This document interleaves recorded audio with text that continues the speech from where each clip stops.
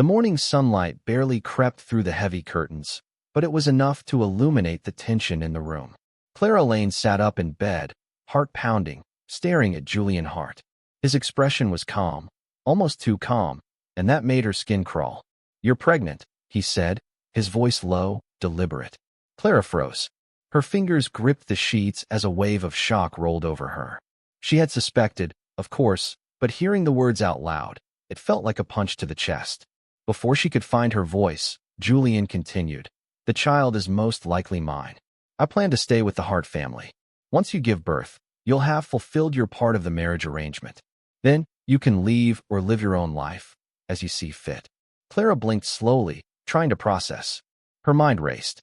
"Oh," she said finally, the words sounding hollow even to her own ears. "So, you want the child, but not me." Julian didn't flinch. He simply nodded, his gaze fixed on her, as if weighing her reaction. "That's correct," he said plainly. "You're here to complete your duty." A fire ignited in Clara's chest. She sat up straighter, letting the sheets fall around her shoulders, her voice sharp and cold. "Then I'll raise the child myself. I can leave today, and I will." Julian's eyes widened slightly, but he quickly regained composure.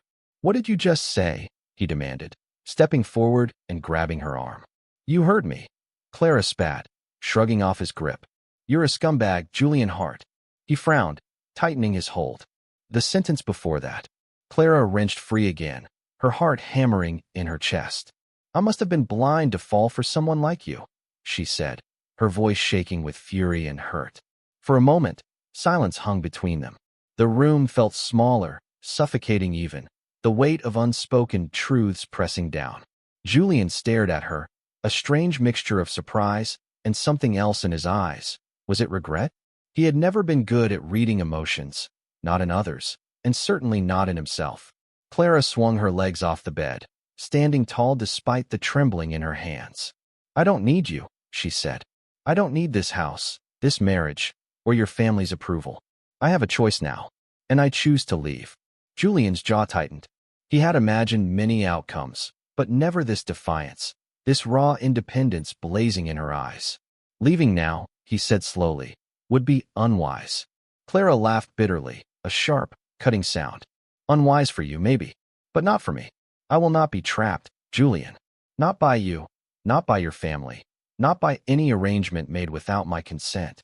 She began packing quickly, throwing essentials into a worn duffel bag she had kept hidden in her closet. Each item she packed felt symbolic, a declaration that she was reclaiming control, one small act at a time. Clothes, toiletries, the few books she loved. Every object placed in the bag was a statement. She would survive, and she would protect her child. Julian watched, arms crossed, his face a mask of calm that barely concealed his irritation. "You don't understand," he said finally. "The Hart family expects this. You cannot just." "I understand perfectly." Clara cut him off, slinging the bag over her shoulder. "I understand that you want a child without me. I understand that you think I owe you obedience. And I understand that you will never see me as a person, only as a means to an end. Well, I am done being a pawn." Julian took a step forward, a warning in his movement, but Clara didn't flinch. She had rehearsed this in her mind countless times, how she would leave, what she would say, the fire she would summon. And now, standing here, she realized she had far more strength than she had known. "You'll regret this," Julian said finally, his voice low, almost a growl. Clara paused at the door, looking back at him, her eyes cold and unyielding. "Regret is for people who choose to live in cages," she said. "I choose freedom." With that, she stepped out, slamming the door behind her. The echo lingered in the room, a sharp punctuation to the morning's revelation. Julian remained standing there, stunned, staring at the closed door as if trying to will it back open. Outside, the air was crisp, and Clara felt a strange clarity in every step she took. The city streets seemed endless, but for the first time in weeks, she felt in control. She had a life to reclaim, a child to protect, and a future she would shape on her own terms. She didn't look back, not once. And in that moment, she knew this was the beginning, not just of leaving Julian Hart, but of discovering who she was and what she could endure. The streets were quiet as Clara walked briskly away from the Hart estate, the morning sun casting long shadows across the pavement.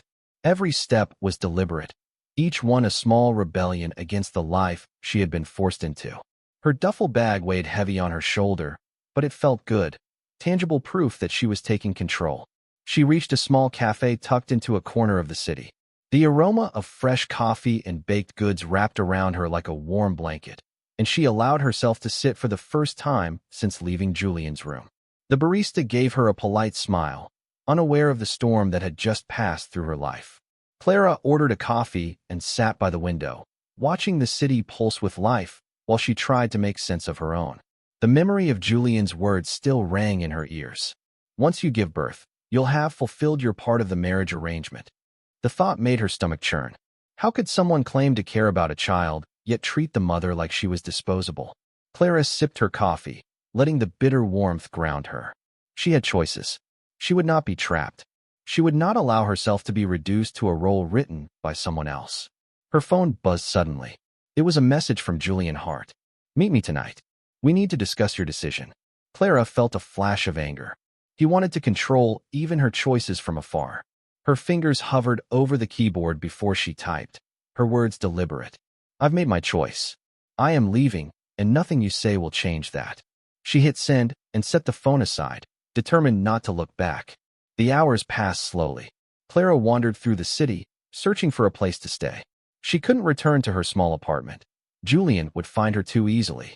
After some thought, she remembered a friend of her mother's, Lila Benson, who had often offered guidance in times of trouble.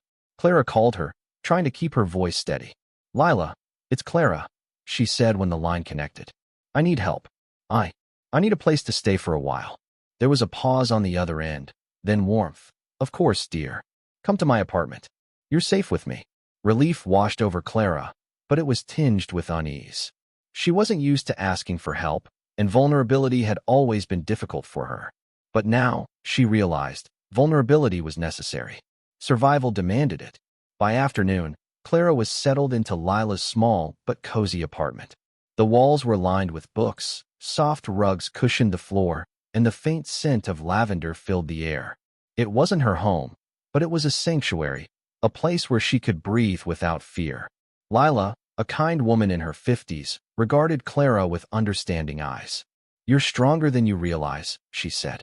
"But strength isn't about enduring alone. Let people help you when you need it. Even someone like you, who is used to standing on her own, can't do everything by herself." Clara nodded, her throat tight. I just don't want anyone telling me what to do. Not him, not his family." "You won't have to," Lila assured her. "Here, you can make your own choices. You can think, plan, and breathe. And you'll have support when you need it." It was the first time Clara had felt a sliver of peace in weeks. She sank into the couch, staring out the window at the city below, feeling the weight of Julian Hart's words begin to lift. That evening, her phone buzzed again. Another message from Julian. "You are making a mistake. Think carefully before it's too late." Clara's fingers hovered over the keyboard. She thought about the life he had tried to impose on her. The rules, the arrangements, the cold indifference. And she remembered the fire that had propelled her from his estate that morning. She typed, her words sharp and resolute. "No, I am not a pawn. I will not be controlled. This ends now." Her heart still raced, but there was no fear in her hands, only determination. Julian could try to pull her back into his world, but she was no longer a passive participant. She had chosen her path. As night fell, Clara allowed herself a small victory. She had survived the first day of rebellion. She had taken the first steps toward autonomy. And somewhere deep inside, she felt a glimmer of hope, a belief that perhaps she could not only survive, but thrive. The days that followed were not easy. Clara adjusted to a new routine, managing small tasks, visiting doctors, and slowly accepting the reality of her pregnancy. She faced moments of doubt and fear, remembering Julian's cold demeanor and the weight of the Hart family's expectations. But with Lila's guidance and quiet support, she learned to rely on her own instincts, to trust her judgment, and to nurture herself and her unborn child. One evening, as she prepared a simple meal in Lila's kitchen, she whispered to herself, "I will raise this child. I will protect them. And I will not be a prisoner of anyone's plan but my own. It was a promise, a vow that anchored her in the storm of uncertainty. And in that moment, Clara realized that her journey had just begun. She would face Julian Hart again, she knew. There would be confrontations, arguments, and perhaps threats. But she was no longer the same woman who had cowered under his cold gaze. She was ready to fight, not with anger, but with strength, courage, and a fierce love that could not be contained. And for the first time since that morning revelation, Clara Lane felt that maybe, just maybe, she could win. The morning sun filtered softly through Lila Benson's apartment window, casting warm light across the small, tidy kitchen. Clara sat at the table with a notebook open in front of her, scribbling a list of things she needed to do. Every item she wrote felt like a small act of reclaiming her life. Find a job, see a doctor, secure an apartment, plan for the child. Even with Lila's support, Clara felt the weight of responsibility pressing down on her shoulders. She had never been completely independent before. Her life had always revolved around others' expectations. But now, for the first time, she was making decisions that mattered only to her and her child. A soft knock at the door pulled her from her thoughts. Lila peeked in, smiling gently. "Breakfast is ready," she said. "You look like you're plotting world domination in that notebook." Clara laughed softly, the sound lighter than it had been in months. "Something like that," she replied. She closed the notebook and stood, grateful for the distraction. The small apartment smelled faintly of brewed coffee and toasted bread. As they ate, Clara couldn't stop thinking about Julian Hart. He hadn't tried to contact her again today, but she knew it was only a matter of time. And when he did, she had to be prepared. After breakfast, Clara packed a small bag with essentials for the day. She wanted to go into the city, explore potential jobs, and start laying the foundation for her new life. As she zipped the bag closed, she felt a flicker of fear. What if Julian tried to stop her? What if the Hart family's influence reached her here? Lila placed a hand gently on hers. "Clara, you're stronger than you think. You have every right to protect yourself and your child. No one can take that away from you unless you let them." Clara nodded, drawing strength from Lila's words. "I know," she said quietly, "but it doesn't make it any easier." They left the apartment together, stepping into the bustling city streets. The world seemed vast and intimidating, yet full of possibility. Clara held her bag tightly, feeling a sense of determination settle over her. She would carve her own path, and no one, not Julian, not his family, would dictate her future. The first stop was a small clinic recommended by Lila.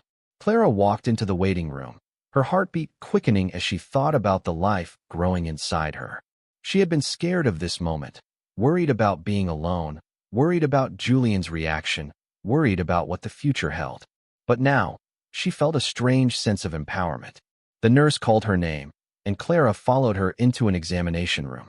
The doctor greeted her warmly, asking questions about her health and offering guidance for the pregnancy. Every word of advice, every small act of care, reinforced Clara's resolve. She wasn't just surviving, she was preparing to thrive. When she left the clinic, she felt a renewed sense of purpose. She had taken the first step toward ensuring her child's well-being, and it felt like the first victory in a long battle. As the day wore on, Clara explored the city, looking for opportunities to support herself. She passed boutique shops, cafes, and offices, gathering pamphlets and jotting down contacts in her notebook. Every interaction was a reminder that she was capable, resourceful, and deserving of respect. Yet even amidst the bustling streets and strangers' faces, her thoughts kept returning to Julian Hart. She had no desire to reconcile with him. Not yet, maybe never, but she knew he would not let her go quietly. The knowledge was unsettling, but Clara refused to let it paralyze her. She had faced fear before. She would do so again. By late afternoon, Clara found a small apartment listing tucked away in a quiet part of the city. It was modest, but it had sunlight, a small kitchen, and enough space for her and her child. She called the landlord immediately, arranging a viewing for the next day. Every small step, every decision, felt like a reclaiming of her autonomy. That evening, Clara returned to Lila's apartment, exhausted but triumphant. They shared a quiet dinner, talking softly about plans, routines, and possibilities. Lila's presence was comforting, a reminder that Clara didn't have to face the world alone. After dinner, Clara sat by the window, looking out at the city lights. She thought about Julian, about the confrontation that had started this journey. She knew the path ahead would not be easy. There would be challenges, threats, and heartbreak. But she also knew she had the strength to face them. A soft breeze brushed against her face as she whispered to herself, "I will not be controlled. I will protect my child. I will live my life on my own terms." For the first time, Clara felt a quiet sense of hope. She had survived the first days of independence. She had taken control of her destiny, and she knew that whatever came next, she would meet it head-on, with courage, determination, and love for the life she was about to bring into the world. Clara's first night in the small apartment she had secured felt surreal. The modest space smelled faintly of fresh paint and dust, but it was hers. For the first time in weeks, she felt a sense of control, a sense of ownership over her own life. The city outside hummed quietly, distant car horns and chatter a reminder that life went on, even without Julian Hart dictating it. She unpacked the duffel bag she had carried since leaving Lila's apartment. Each item placed in the small drawers was a small victory, a tangible reminder that she could make her own decisions, that she could create a life for herself and her child. Sitting on the edge of the bed, Clara closed her eyes and allowed herself a moment of vulnerability. The exhaustion, fear, and anxiety of the past few days threatened to overtake her. She could almost hear Julian's voice in her mind, cold and commanding, telling her that she belonged to him, that her life was a duty, not a choice. But she shook the thought away. She had survived his manipulations before, and she would survive them again. She had something stronger now, freedom, determination, and a life she intended to protect. The next morning, Clara stepped out into the city with renewed purpose. She had made a list of tasks she needed to accomplish: doctor appointments, buying essentials for the baby, and exploring job opportunities. Each step she took felt deliberate, a silent declaration that she would no longer be a passive participant in her own life. Her first stop was a small maternity store, where she purchased a few necessities for herself and the child growing inside her. As she walked through the aisles, she felt a mixture of fear and anticipation. Every item she selected, clothing, a crib, blankets, was a reminder that she was becoming a mother on her own terms. A kind store assistant noticed her hesitation and smiled.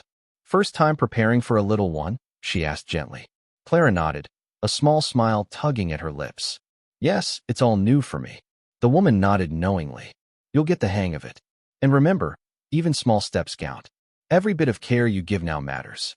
Clara felt a warmth spread through her chest.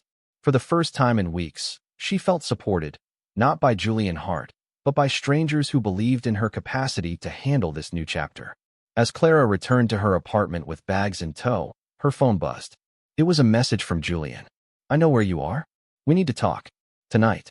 Clara's hands trembled slightly, but she refused to show fear. She typed back firmly, "I am living my life. I will not be coerced. This ends now." She placed Stephanie aside and took a deep breath, refusing to let him dominate her thoughts. Julian could try to control her from afar, but he would not win. She would not allow him to dictate the terms of her life or the life of her child. That afternoon, Clara received a knock at the door.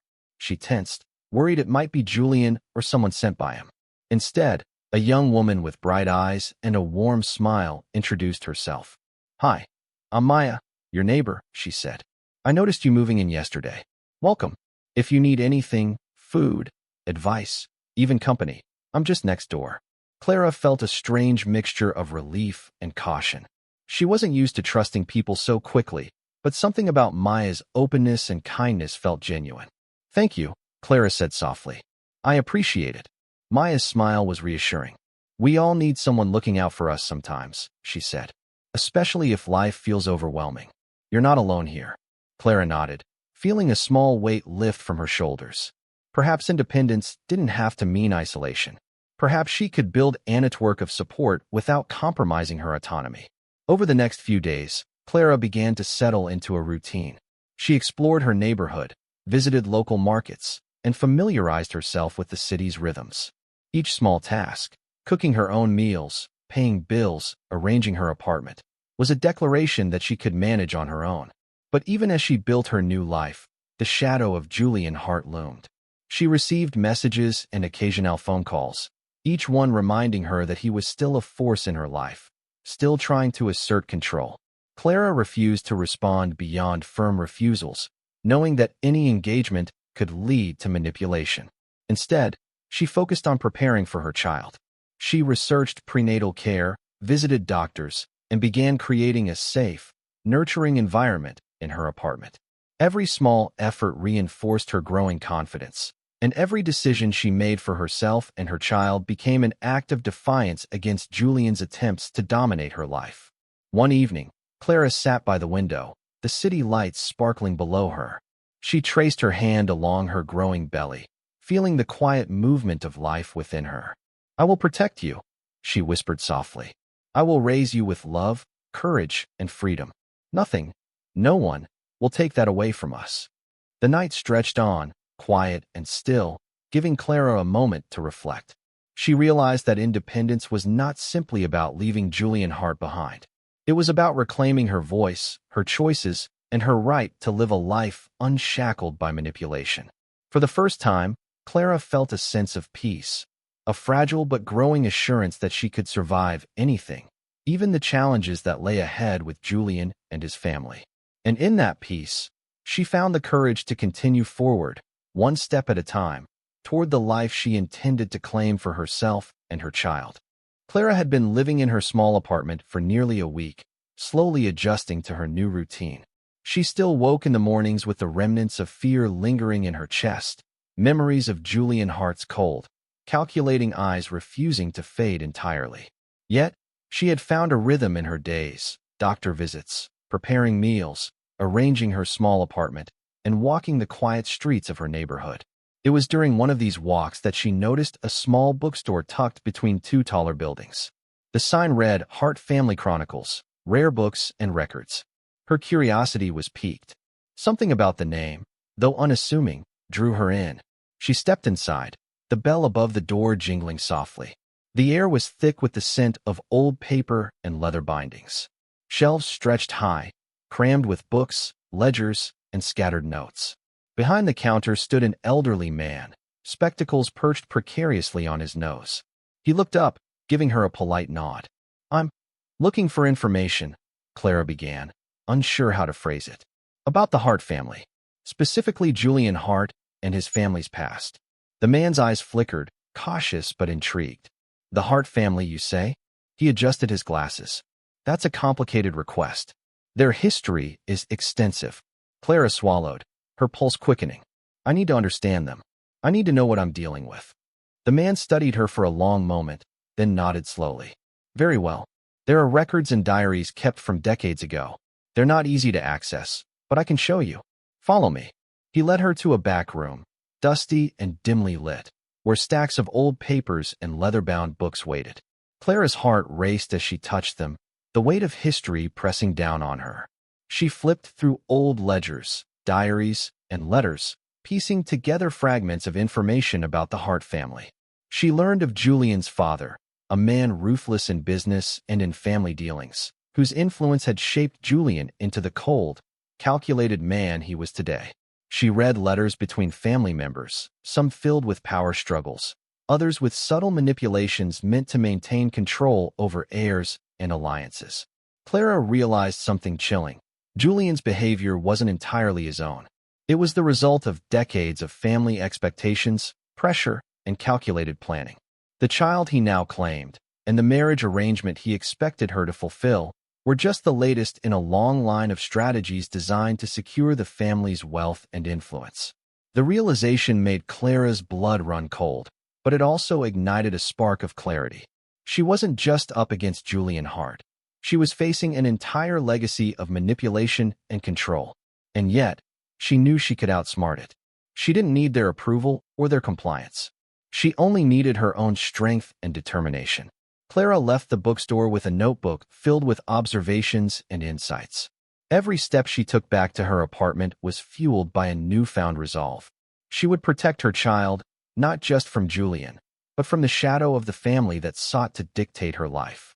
Back in her apartment, she spread the notes across her small dining table, mapping out the connections, the alliances, and the weaknesses she had uncovered. She began to see a pattern.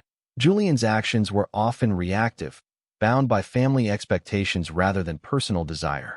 If she could navigate carefully, she could create a space where she and her child would be safe. She began formulating a plan, not a confrontation yet, but a preparation. Knowledge was power, and now she had it. Julian may have believed he could control her, but she was already several steps ahead. That evening, her phone buzzed. It was a message from Julian. "We need to meet. Tonight. Do not avoid me." Clara stared at the message, heart hammering. The threat was subtle but clear. She had expected it. Julian would not let go easily. But instead of fear, she felt a surge of confidence. She typed back deliberately. "I will meet you, but only on my terms. I am no longer the woman you can intimidate." She placed Stephanie aside and sat by her window, the city lights twinkling below. Her mind raced through scenarios, each one preparing her for the confrontation she knew would come. But for the first time, she wasn't just reacting. She was planning, calculating, and ready to assert her independence. Later that night, Clara prepared herself for the inevitable meeting. She dressed simply, but with purpose, each detail chosen to project confidence and resolve. She didn't need to fight Julian with words alone. She needed to convey that she was no longer the frightened, submissive woman he had tried to manipulate. She left her apartment and walked through the quiet streets, the night air crisp and clear. Her heart still raced, but it was tempered by determination. She was no longer a pawn in the Hart family's game. She was a mother, a woman, and a force to be reckoned with. When she arrived at the agreed-upon meeting place, Julian was already there, standing beneath the soft glow of a street lamp. His eyes flicked to her, a mixture of surprise and irritation crossing his features. "Clara," he said, voice controlled but sharp. "I didn't expect you to show up." "I came because I wanted to," she replied evenly. "Not because you demanded it." Julian's jaw tightened, and for a moment, Clara thought she saw a flicker of uncertainty in his eyes. She realized then that knowledge and confidence had shifted the balance.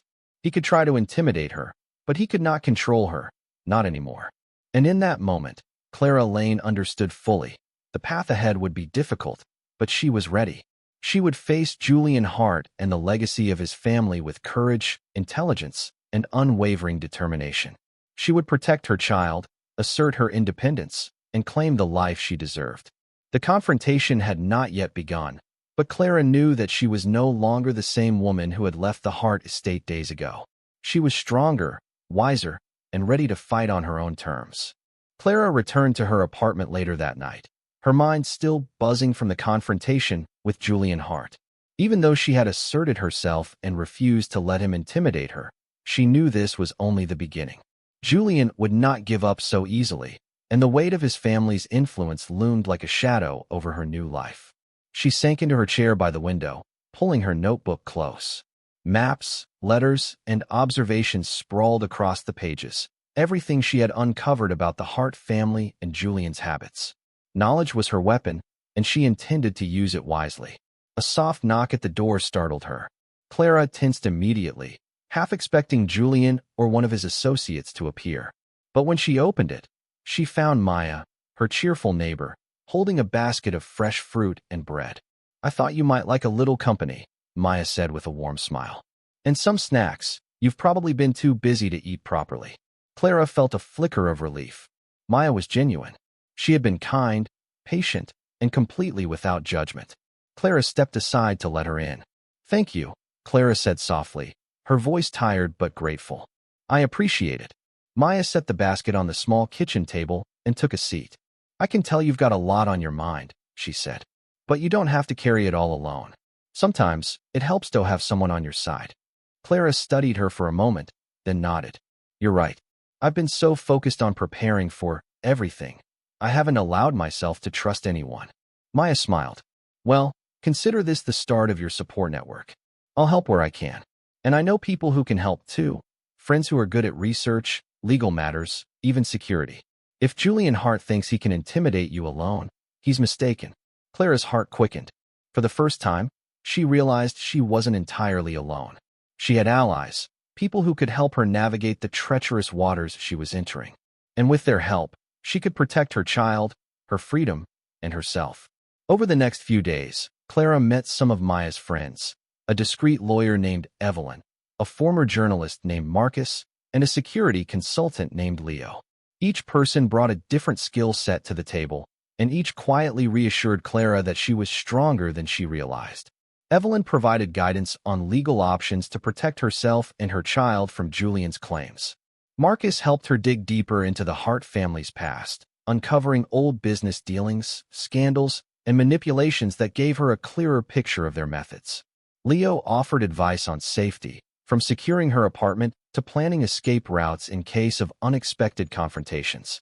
Together, they became her invisible shield, a network of support Clara had never imagined she could have.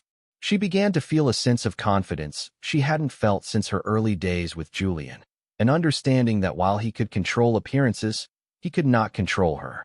One afternoon, while reviewing documents with Marcus, Clara realized something alarming. Julian had begun making small, subtle moves to assert influence, checking her social media, sending indirect messages, and asking mutual acquaintances about her whereabouts. His attention was no longer just about the child. It was about control.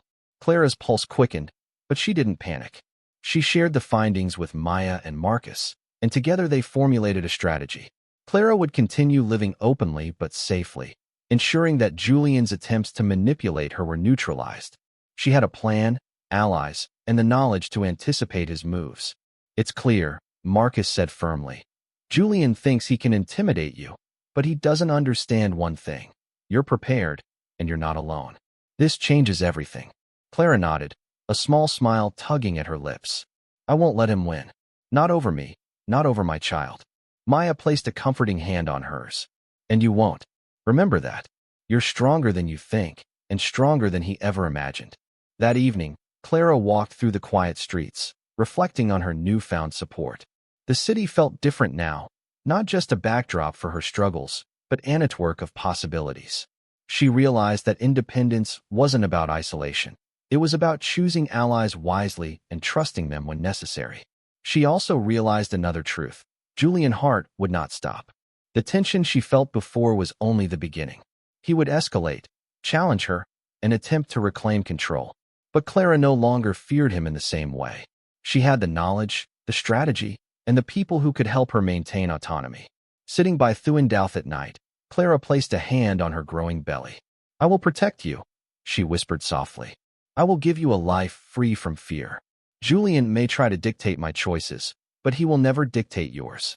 The quiet resolve in her voice was a promise, to herself, to her child, and to the life she was determined to build. She had survived Julian Hart's manipulation before, and she would survive it again. Stronger, smarter, more prepared. The path ahead was dangerous, uncertain, and filled with challenges, but for the first time, Clara Lane felt ready. She was no longer a pawn. She was a strategist, a mother, and a force to be reckoned with. And Julian Hart would soon learn that the woman he had underestimated was no longer afraid. Clara had barely slept the night before. Though her apartment felt safe and secure, the thought of Julian Hart looming again in her life gnawed at her.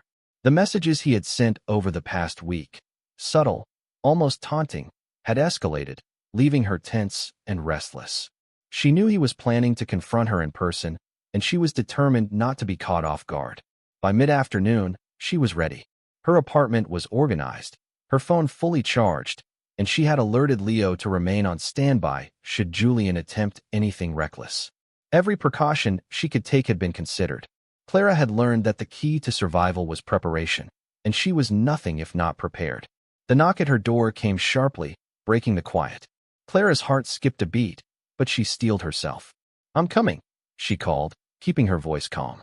When she opened the door, Julian stood there, his expression unreadable, though his sharp eyes flicked to her belly with the faintest hint of calculation. His tailor-made suit and commanding posture were reminders of the life she had fled, the cold, controlled world of the Hart family. "Clara," he began, voice smooth, carefully measured. "We need to talk. Now." Clara stepped aside, letting him in, but she made no move to sit. Her body language was deliberate, strong, upright, and unyielding. She had faced him once and left. She would not show weakness now. "I've already told you," she said evenly. "There is nothing to talk about that I haven't made clear. I am living my life, and you are not part of it unless you respect my choices." Julian's jaw tightened. "You misunderstand," he said, stepping closer, trying to assert the same dominance he had always wielded. "This isn't just about you. It's about the child. You can't. Don't speak to me as though I'm a child." Clara cut him off sharply. "I am fully capable of protecting myself and this child. You may be the father, but you will not dictate how we live or what I do." "Understood." For a moment, Julian froze, clearly taken aback. His carefully maintained composure cracked, revealing a flicker of surprise. He hadn't expected her to speak with such authority. Clara noticed the hesitation, and it bolstered her confidence. She had learned to read him, to anticipate his moves, and she now stood on ground that was entirely hers. Julian began, but Clara held up a hand, stopping him. "No," she said firmly. "I will not argue about what you think is right. This is about what I choose. I am not afraid of you, Julian. I am not afraid of your family, and I am certainly not afraid of you." Julian's eyes narrowed, his usual control slipping. He took a step closer, trying again to dominate the conversation with his presence. But Clara didn't back down. Instead, she squared her shoulders, her gaze unwavering. "I've had people help me," she said quietly but firmly. "Allies who can make sure you can't intimidate or manipulate me. You may think you have power, but you underestimate me." For the first time, Julian's cool mask faltered entirely. He looked around the apartment, noting the neatness, the sense of independence, and perhaps even the subtle evidence of protection: security cameras, locked doors, and the visible readiness for confrontation. "You've changed," he admitted, voice low, a mix of admiration and frustration. "You're different." Clara smiled faintly, but it wasn't warm. "I've learned, Julian. I've learned what you're capable of, and I've also learned what I'm capable of. And I will not let either of us suffer because of your arrogance." Julian took a deep breath, as if gathering himself. "Clara, I didn't expect this. I didn't think you'd fight back like this." "That's because you've never treated me like a person," she said. "You've treated me like a tool, like someone who exists only to satisfy your plans. Well, that stops now. I am my own person, and this child, my child, will have a mother who chooses freedom, love, and safety over fear and control." Julian's eyes darkened. For a moment, Clara feared he might lash out, not physically, but with words sharp enough to cut her down. Instead, he took a step back, as if realizing the futility of confrontation when met with equal resolve. "I need time," he said finally, voice quieter, almost vulnerable. "I didn't realize." "You will have time," Clara said firmly. "Time to reflect, to respect my choices, and perhaps, eventually, to earn trust. But that is not guaranteed. You've lost that privilege, Julian. You will not manipulate or control me again." Julian nodded stiffly, the tension in his frame palpable. For the first time, he appeared uncertain, as if the foundation he had built on dominance and intimidation had been shaken. Clara sensed that her declaration had reached him, if not entirely, then enough to make him reconsider his approach. The confrontation ended without further argument. Julian left the apartment, leaving Clara standing by the door, heart racing but steady. She had faced him, stood firm, and survived, not just physically, but emotionally. Sitting down afterward, Clara exhaled deeply. She had learned something crucial. Fear could be confronted, control could be resisted, and her independence could not be taken from her unless she allowed it. Later that night, Clara looked out the window at the city lights, her hand on her belly. She whispered softly, "We are safe. We are strong. And we will survive this, no matter what comes next." The world outside continued, unaware of the storm that had just passed in that small apartment. And inside, Clara Lane felt the first true sense of victory. A victory not over Julian Hart, but over the fear and control that had once ruled her life. For the first time, she felt unstoppable. The first light of dawn crept into Clara's apartment, spilling softly across the small living room where she had set up a corner for the baby. She rose quietly, careful not to wake the city outside, or perhaps herself, still adjusting to this new life. Every day was a battle of courage and organization, and Clara had begun to understand the importance of routine. Breakfast was simple: oatmeal with fruit, a cup of tea, but preparing it gave her a sense of normalcy she hadn't felt in months. Afterward, she reviewed her notebook, checking tasks she had completed and planning what needed attention. Doctor appointments, job applications, prenatal classes, and errands filled the pages, each item a step toward independence. Despite the calm of her morning, Clara remained aware of the ever-present shadow of Julian Hart. He had not contacted her for a few days, likely calculating, observing, and strategizing. The thought would have unnerved her in the past, but now she had allies, plans, and precautions. She was no longer the woman who could be intimidated with a single glance or message. Clara's mornings quickly became a rhythm of preparation and care. She visited her prenatal appointments, spoke openly with doctors, and followed their guidance carefully. Each visit reminded her that she was capable, responsible, and ready to nurture the life growing inside her. Every flutter she felt from her baby brought both fear and overwhelming joy, a reminder of what she was protecting. After appointments, she returned to the small apartment to complete daily tasks: laundry, tidying, cooking, and organizing the nursery space. These seemingly mundane activities became rituals of empowerment, each small act a declaration that she was fully capable of managing life on her own.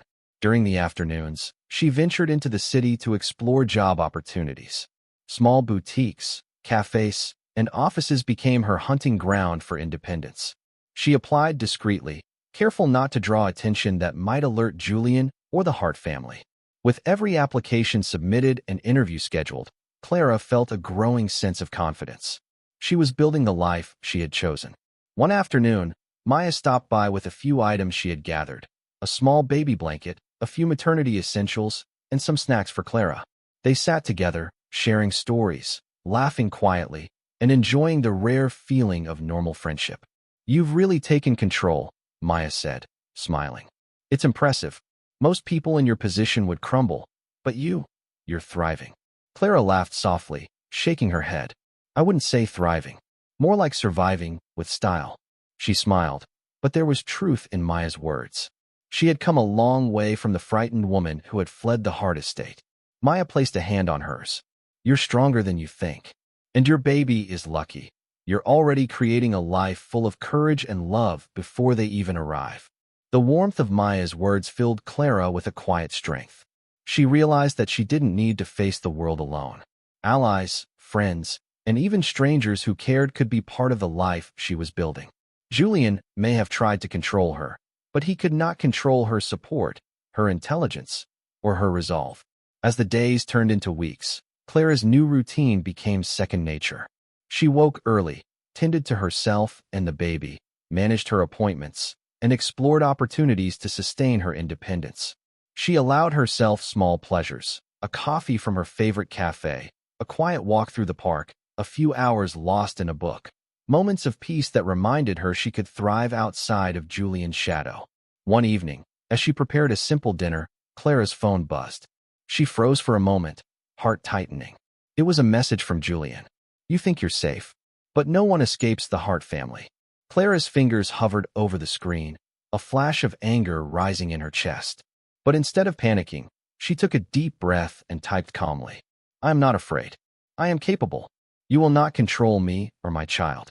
She hit send and set the phone aside, refusing to let his threats dictate her emotions. She realized that fear could no longer guide her actions. Only strategy, courage, and preparation. Julian could try, but he would not succeed. Later that night, Clara sat by the window, looking at the city below. She traced her hand along her belly, feeling the small movements of life within her. "We are safe," she whispered softly. "We are strong, and we will survive everything that comes next." For the first time in months, Clara felt a profound sense of calm. She had established a routine, secured allies, and asserted her independence. She had a plan, and she had the courage to see it through. Julian Hart was a threat, yes, but she had transformed fear into resolve.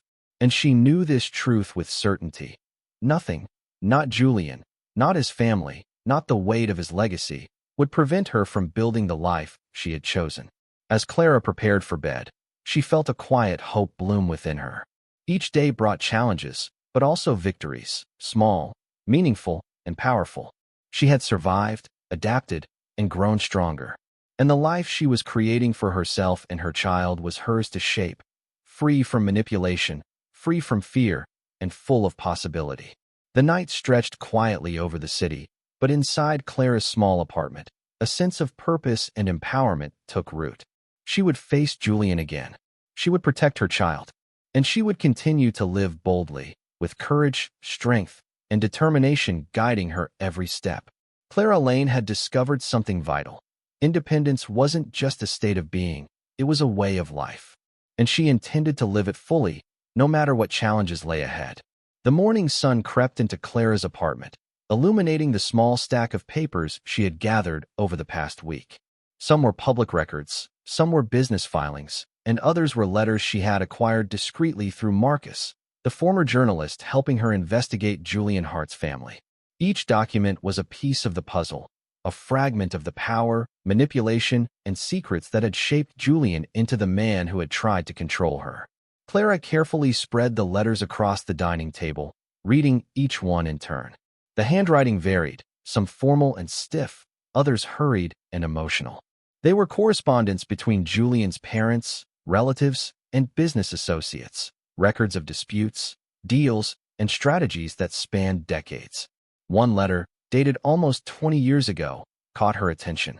It was written by Julian's mother to his father, discussing control over the family's assets and the expectation that heirs would obey unquestioningly. The language was cold, calculating, almost as if love had been entirely replaced by strategy. Clara felt a chill. So much of Julian's behavior, the arrogance, the attempts at manipulation, the insistence on control, was not merely personal. It was a legacy, a pattern instilled by generations. The more she read, the clearer it became. Understanding the family's history wasn't just curiosity, it was survival. Hours passed as she meticulously examined each document. Patterns emerged. Julian's father had valued obedience above all else, rewarding loyalty with power and punishing dissent with exclusion. Julian's upbringing had been one of strict rules and constant evaluation. Every interaction he had, every attempt to control her, could be traced back to a life shaped by these expectations. Clara leaned back in her chair, absorbing the weight of the knowledge. It was overwhelming, yet empowering. She now understood that the challenge wasn't simply Julian. It was the weight of the Hart family legacy. But with knowledge came strategy. She could anticipate, predict, and counteract his moves. Her phone buzzed, jolting her from thought. A message from Julian appeared. "Stop digging. You don't know what you're getting into." Clara stared at the screen for a long moment, then smiled faintly. "I know exactly what I'm getting into," she whispered to herself. "And I am ready." She didn't respond. She didn't need to. Words from Julian were attempts to provoke fear. They no longer worked. Fear had been replaced by preparation, confidence, and understanding. That afternoon, Clara called Marcus. "I've gone through everything," she said, spreading out the letters and notes in front of her. "I see the patterns now, the control, the pressure, the manipulation. Julian isn't acting randomly. Everything he does has a purpose tied to the family legacy." Marcus nodded thoughtfully. "Exactly. And that's why you're in a position of strength. You know what he's capable of, and you can plan accordingly. The more you understand, the safer you and your child are." Clara took a deep breath. "I'm thinking strategically now, not reacting, but anticipating. If Julian tries to corner me, I won't be trapped. I'll have options, allies, and knowledge. And we'll help you," Marcus said firmly. "Every step of the way. You're not alone in this." Clara felt a small surge of gratitude. Allies, knowledge, and preparation. These were weapons Julian hadn't anticipated. He had relied on fear and intimidation, but she had something stronger, foresight. That evening, Clara sat by her window, reading another batch of letters. She discovered correspondence that revealed rivalries within the Hart family itself, secret disputes, hidden ambitions, and unspoken resentments. The family wasn't monolithic. It was fractured, and that fracture could work in her favor if she played carefully. She realized that Julian's insistence on controlling her and the child might also be tied to his fear of appearing weak in front of his family. By understanding his insecurities, she could anticipate his reactions and protect herself more effectively. Clara's resolve hardened. She would no longer be reactive. She would act with intelligence and foresight. Julian might still try to assert dominance, but she would be ready. Every secret she uncovered, every pattern she recognized, was a step towards security, for herself and for her child. As night fell, Clara reflected on the day. She had uncovered hidden truths, connected dots, and gained strategic insight into Julian Hart and the legacy he carried. It was not just about power, it was about understanding the motives behind it. And understanding gave her the upper hand. Her phone buzzed again, but this time it was Maya. "How are you holding up? Everything okay?" Clara smiled, feeling the warmth of genuine support. She typed back, "Better than ever. I have clarity now. I'm ready for whatever comes next." Maya's quick response reassured her. "That's my Clara. Stay strong." Clara placed her hand gently on her growing belly. "We are strong," she whispered. "We are prepared, and no one will take our life, our future, or our freedom." The city outside was quiet, but inside her apartment, a quiet power surged through her. Knowledge had replaced fear.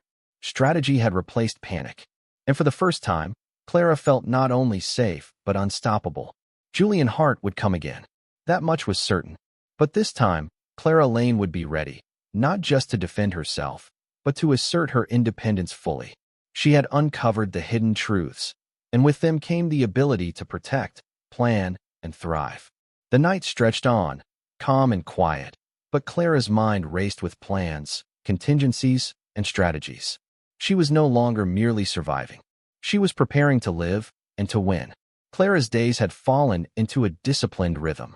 Mornings were spent tending to her own health and her growing child, afternoons dedicated to building her independence, and evenings focused on reviewing notes, strategies, and documents related to Julian Hart and his family. Every day brought small victories, completing applications, attending prenatal appointments, and securing her apartment. Every night, she felt the quiet satisfaction of survival and control. Yet despite her growing confidence, Clara knew the calm would not last. Julian Hart was a man accustomed to control, and the distance she had placed between them only seemed to sharpen his focus. Every message, every indirect inquiry about her activities, was a reminder that he had not given up, and she sensed a shift, a subtle but undeniable escalation in his tactics. The first sign came through her mailbox. A package without a return address sat on her doormat when she returned from a walk.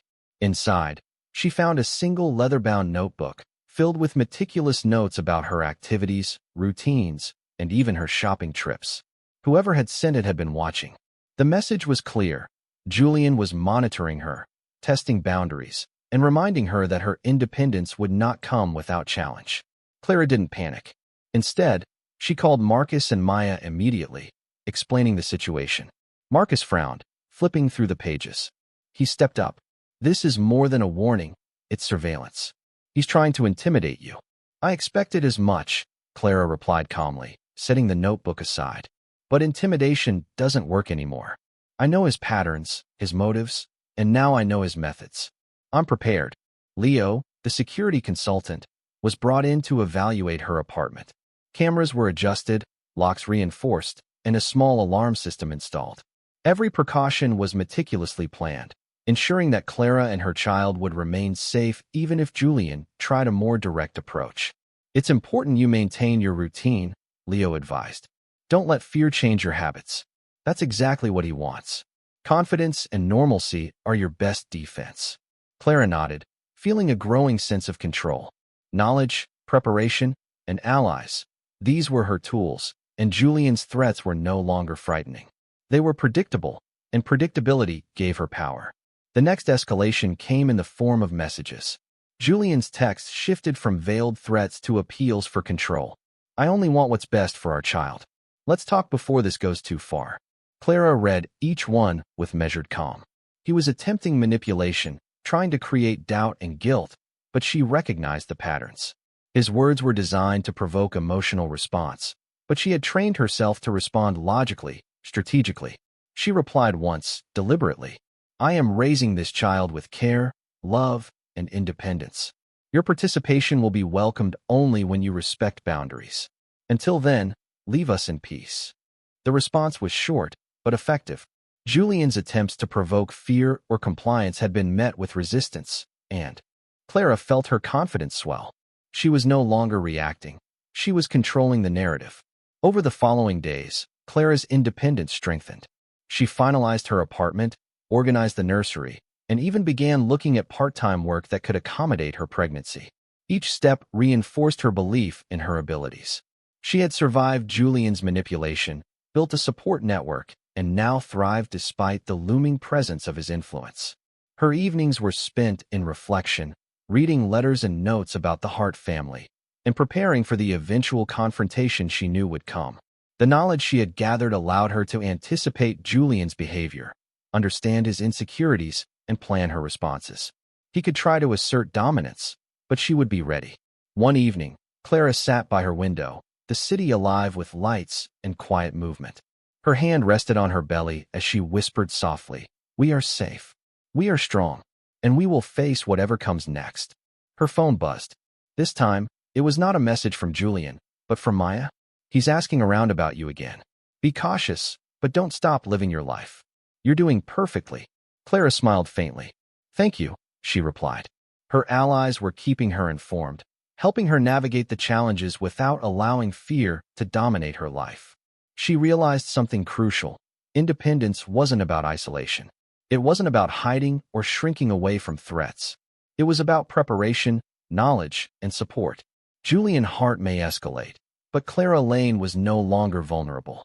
She was resilient, strategic, and determined to protect herself and her child. That night, Clara reflected on how far she had come.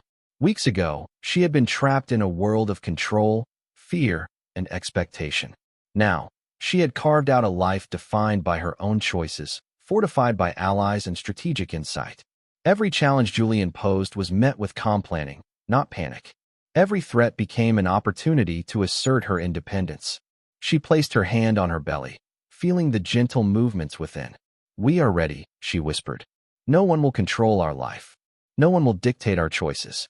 We are free, and we will stay free." The night stretched on, quiet and steady. Outside, the city hummed with life, unaware of the battles being fought in small apartments and quiet streets. Inside, Clara Lane prepared for the challenges ahead with determination, courage, and a sense of purpose that no threat could shake. Julian Hart would escalate. He would push, test, and attempt to intimidate.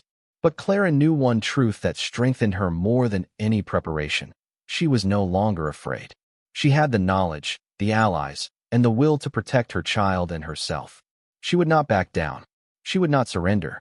And when the confrontation came, she would meet it head-on, strategically, fearlessly, and fully in control. Clara Lane had learned the power of preparation, the strength of allies, and the courage of independence. And with that power, she would face whatever came next, Julian Hart, his family, and the legacy of control they represented. The morning light streamed softly through Clara's apartment window, illuminating the stacks of letters and documents she had gathered over the past weeks. Each paper was a piece of the puzzle, an insight into the Hart family's secrets, motives, and vulnerabilities. Clara traced her fingers over the pages, feeling the weight of knowledge and the surge of power that came with understanding the man who had once sought to control her life. For the first time, she saw not only the threats she faced, but the opportunities hidden within them. Julian Hart was dangerous, yes, but he was predictable, and predictability could be exploited. Clara began to connect the dots she had previously overlooked. Among the letters, she discovered mentions of rivalries between Julian and his cousins, tensions over inheritance, and disputes over control of family businesses. The Hart family, though outwardly united, was fractured beneath the surface. This realization changed everything. If she could leverage these fractures, she might not only protect herself, but also influence Julian indirectly. That afternoon, Clara called Marcus and shared her findings. "He's not untouchable," she said, spreading the letters across the table. "The Hart family has internal conflicts. Julian's actions, his insistence on controlling me, are partly driven by fear of appearing weak. They expect loyalty, obedience, and appearances. If I play carefully, I can turn this against him strategically." Marcus leaned back, impressed. "You've come a long way, Clara. Knowledge is power, and now you have leverage. You can maneuver without engaging in direct confrontation, which keeps you safe." Clara nodded. "Exactly. I don't need to fight him head-on. I need to anticipate, manipulate indirectly, and remain untouchable. That's how I survive, and that's how I win." Leo, the security consultant, also provided input. Keep your routine normal. Avoid panic. Any sign of fear or rash action will give him an opening. Your strength is your composure and the support network you've built. Clara felt a surge of confidence. She was no longer the woman who had fled the Hart estate. She was a strategist, a mother, and a force to be reckoned with. Over the next few days, Clara began to implement subtle strategies. She contacted family members of Julian discreetly through intermediaries, gathering information while planting seeds of doubt about Julian's behavior. She remained cautious, careful, not to appear confrontational, but every move was calculated to exploit the fractures she had uncovered.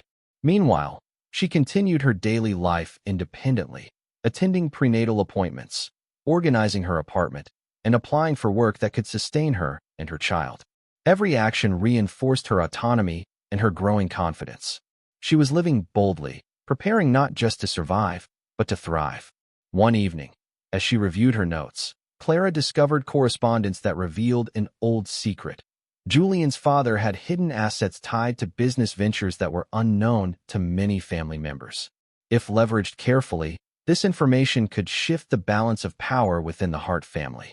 Clara's mind raced with possibilities. Knowledge, discretion, and strategy. These were her weapons, and she intended to use them wisely. Julian's attempts to contact her continued, but Clara met each message with calm, deliberate responses. He was trying to provoke, manipulate, and test her resolve, but she no longer reacted emotionally. Instead, she analyzed, planned, and responded with calculated firmness. Your attempts at control are ineffective. Respect my boundaries, or face the consequences of your choices, she wrote in one message, her tone measured and authoritative. The silence that followed from Julian was almost satisfying. For the first time, he could not dictate her actions. He could only watch, and Clara realized how empowering it was to occupy the position of observer rather than victim. That night, Clara sat by her window, looking at the city lights, her hand on her growing belly. She whispered softly, "We are prepared. We are strong. And we will survive everything that comes next." Her phone buzzed, Maya checking in. "You're doing brilliantly. Keep your focus. He's testing boundaries, but you're untouchable." Clara smiled faintly. "Yes, untouchable, because I have knowledge, strategy, and support, and nothing will take that from us." She reflected on how far she had come. Weeks ago, she had been trapped in a world of fear and control. Now, she was building a life of her own design, fortified with allies, information, and strategic insight. Julian Hart was no longer a threat in the way he had been. He was a challenge, predictable and manageable. Clara realized that independence wasn't just about leaving. It was about empowerment. It was about knowing the enemy, preparing for the worst, and turning their power against them without losing yourself. She had learned that the strongest weapon a person could wield was knowledge, and she had it in abundance. Late that night, Clara organized her notes, plans, and documents. She had mapped out contingencies, potential moves by Julian, and strategies to neutralize his influence. She was ready, not just to survive, but to control the situation. Her hand rested on her belly, and she whispered once more, "We will thrive. We will not be controlled. And no one, not Julian, not his family, will take our freedom." Outside, the city continued its quiet rhythm, unaware of the subtle strategies being enacted in a small apartment. Inside, Clara Lane had discovered her true power, the ability to anticipate, plan, and act with precision. Julian Hart may still try to dominate her life, but she had already begun turning the game in her favor, and she knew, with certainty, that the next time they faced each other, she would not just defend herself. She would emerge stronger, untouchable, and fully in control of her life and the life she was creating for her child. Clara had grown accustomed to the rhythm of her new life. Mornings were filled with preparation for her child, afternoons with work and investigation, and evenings with strategy and reflection. She had transformed her fear into strength and her uncertainty into calculated foresight. Julian Hart's attempts to intimidate her had become predictable, and she was ready for the next step. But she knew she wasn't dealing with Julian alone. The Hart family, intricate and influential, was always watching. Clara's strategic moves, subtle contacts with family members, discreet probing into hidden assets, and careful observation of Julian's behavior had not gone unnoticed. And now, their attention was turning toward her. One afternoon, Marcus called, his voice low and urgent. "Clara, you need to hear this. I've spoken to some of Julian's cousins. They've noticed your inquiries and your influence is beginning to ripple. They're starting to question Julian's behavior, why he's so obsessed with controlling you." Clara's pulse quickened, but she remained calm. "Good. That's exactly what I wanted. The cracks in their family are beginning to show. They're noticing the inconsistencies, and that creates leverage." Marcus hesitated. "Be careful. Families like the Harts are used to protecting their own. Some of them might not act as allies. They could try to manipulate or pressure you." "I understand," Clara said firmly. "I've prepared for every possibility. I'm not afraid, Marcus. I have knowledge, strategy, and allies, and I won't be cornered." That evening, Clara sat at her dining table, reviewing the newly uncovered correspondence between Julian and several family members. It became clear that some members were growing frustrated with Julian's obsessive focus on her. He had painted a picture of control, of loyalty and obedience, but now, whispers of doubt were surfacing among his relatives. Clara realized she could use this to her advantage. She carefully drafted letters and messages through intermediaries, planting seeds of doubt about Julian's actions. She didn't accuse him directly. She simply highlighted inconsistencies, discrepancies, and the consequences of his relentless focus on her. Every message was subtle, calculated, and designed to create tension without exposing her position. Her allies, Marcus, Maya, and Leo, watched her every move with admiration. Clara had become a strategist, orchestrating a game that spanned beyond her immediate confrontation with Julian. She was influencing not only him, but the web of relationships around him. Meanwhile, Julian sensed the shift. His control over the situation was slipping, and the subtle resistance he had previously ignored was becoming more apparent. He could feel the cracks forming in his family's perception of him. Cousins and relatives questioning his actions, whispering doubts, and reconsidering the narrative he had carefully built over decades. One evening, Julian attempted to confront Clara again. He arrived at her apartment unannounced, his expression sharp and demanding. But Clara, anticipating his move, remained composed. The lights were on, the doors secured, and Leo's discreet presence ensured she had protection if needed. "Clara," Julian began, voice tight. "You're playing a dangerous game. Do you have any idea what you're doing?" Clara looked at him calmly, her hand resting gently on her belly. "I have complete clarity," she said evenly. "I know exactly what I'm doing. I am not afraid of you, Julian, and I am not intimidated by your family or their expectations. You've underestimated me for the last time." Julian's eyes narrowed, but he could not find a way to corner her.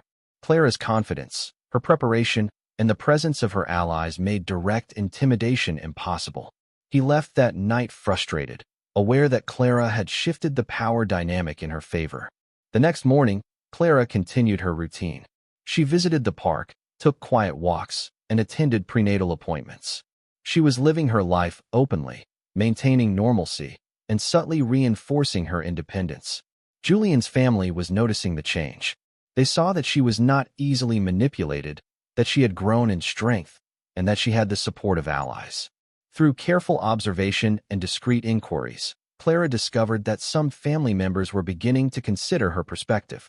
They questioned Julian's obsession with control and acknowledged that Clara's independence might reflect more than stubbornness. It might reflect strength, intelligence, and the ability to protect herself and her child. This realization gave Clara a sense of empowerment unlike anything she had experienced before. Julian's power was not absolute. His family's perception could be influenced, and she had begun that influence. She understood that the next steps would require precision, patience, and strategic action, but she had the advantage now. That night, Clara sat by the window, city lights flickering below. She placed her hand gently on her belly and whispered softly, "We are strong. We are safe, and we will turn the tide in our favor." Her phone buzzed. It was a message from Maya. "They're talking about you. The family is noticing. Stay calm and continue your strategy." Clara smiled faintly, the warmth of support comforting her. "Yes," she whispered. "We are not just surviving. We are shaping the outcome. We are in control." The night stretched quietly over the city, but Clara knew the storm was only beginning. Julian Hart's family was now aware of her influence, and tensions were rising. But Clara was ready. She had knowledge, allies, and a strategy that allowed her to navigate the shifting landscape safely and confidently. Clara Lane had discovered something crucial. Power could be influenced without confrontation, and strategy could turn even the most dangerous adversary into a manageable challenge. She was no longer just defending herself. She was shaping her future and the future of her child with intelligence, courage, and precision. The week passed quietly for Clara, at least on the surface. She maintained her routines, morning walks, prenatal appointments, light exercise, and careful attention to her home and surroundings. Yet beneath that calm exterior, a quiet storm was brewing. Julian Hart was beginning to realize that the woman he had underestimated was no longer passive, and the cracks in his control were spreading. Clara had spent days analyzing the new information she had gathered about the Hart family. Rivalries between cousins, long-simmering resentments, and hidden disagreements had surfaced, and she knew these fissures could be leveraged. She contacted a few discreet intermediaries, careful to frame her observations as neutral inquiries rather than manipulation. Each conversation planted subtle seeds of doubt. Julian's behavior toward her was being noticed, questioned, and increasingly criticized by family members who once viewed her as irrelevant. One afternoon, Marcus arrived with a folder of correspondence and reports. "Clara," he said cautiously, "you've done something remarkable. The family is noticing. Some of them are questioning Julian's motives, and there's chatter about his obsession with control. It's destabilizing him internally." Clara smiled faintly. "Exactly what I wanted. The more tension we create within the family, the less power Julian has to exert over me. He can't control both me and the perception of his family simultaneously." Marcus nodded, impressed. "This is strategy at its finest. But be careful. He may escalate, and now he's desperate." Clara felt a thrill of clarity. Julian's desperation would make him reckless, and recklessness was something she could predict and counter. She leaned back in her chair, tracing her fingers over the notes she had compiled. "We stay calm. We stay strong, and we let him make the first misstep." By evening, Julian's growing frustration became evident. He sent Clara a series of messages, alternating between veiled threats and desperate attempts to negotiate. "I don't want to fight. You're making a mistake. Think of the child." Clara read each one carefully, then composed a measured response. "I have considered everything. My child's safety and my independence are not negotiable. Your actions are your own, and I will not be swayed by fear or manipulation." She hit send, feeling a sense of empowerment surge through her. Julian could try to provoke her emotionally, but she had anticipated every tactic and remained unshaken. She was no longer reacting. She was controlling the narrative. Over the next few days, Clara continued her subtle campaign. She spoke with family members through intermediaries, hinting at the consequences of Julian's obsession without making direct accusations. Slowly, opinions shifted. Cousins who had once supported Julian unquestioningly began to voice concern. Questions arose. Was Julian being reasonable? Was his fixation on Clara truly justified? Clara watched this unfold with quiet satisfaction. Each ripple in the family's perception strengthened her position. Julian's authority, once absolute in her life, was now diluted by doubt and tension.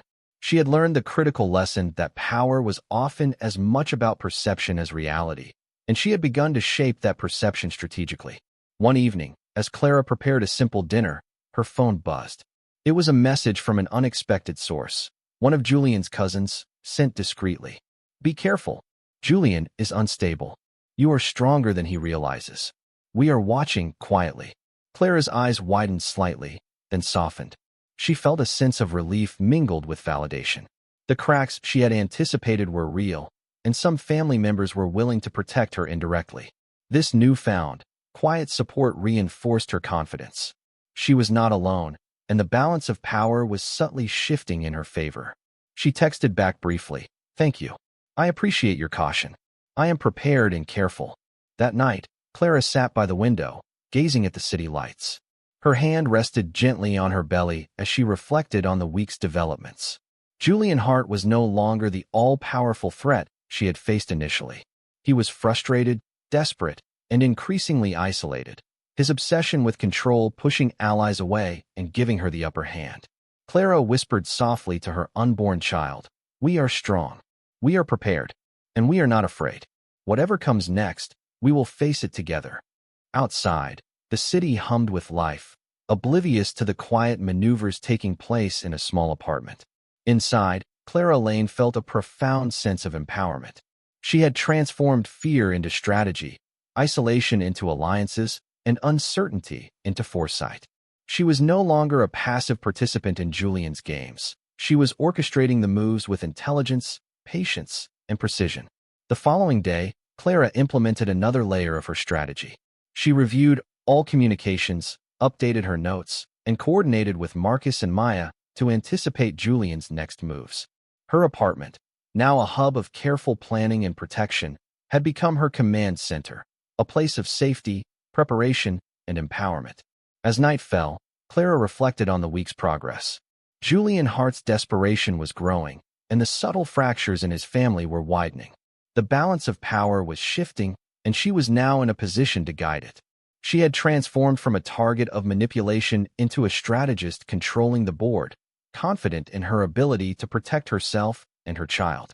Clara smiled faintly, feeling a surge of determination. The challenges ahead were real, and Julian Hart would escalate further, but she was ready. She had knowledge, allies, and strategic insight. She had reclaimed her life and begun to shape her future.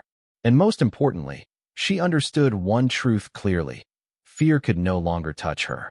Strength, preparation, and strategy were her weapons, and with them, she would navigate any storm that came her way. Clara Lane had become unstoppable. Clara had been anticipating this moment. After weeks of subtle maneuvers, observing Julian Hart's escalating desperation, and quietly influencing the family's perception, she knew he would soon take more drastic measures. The cracks in his composure were visible even from afar. Messages sent in haste, late-night calls ignored, and increasingly erratic attempts to assert control. Clara didn't panic. Instead, she prepared. The information she had gathered about the Hart family, the rivalries, the resentments, the hidden ambitions, was her most valuable weapon. Julian's obsession with dominance was predictable, and predictable behavior could be exploited. She decided it was time to set a trap, a way to force him to reveal his hand without exposing herself to danger. She began by contacting the cousins and relatives who had shown subtle support over the past week. Through careful messaging, she hinted at Julian's erratic behavior and questioned whether his obsession with her was putting the family's reputation at risk. She did not accuse him directly. She simply painted a picture that prompted curiosity and concern. The plan was delicate. If she pushed too hard, she risked exposing herself. If she pushed too little, Julian's control would remain unbroken. Clara's strategy relied on subtlety, precision, and timing. She waited, allowing the seeds of doubt to take root. Within days, the family began to respond.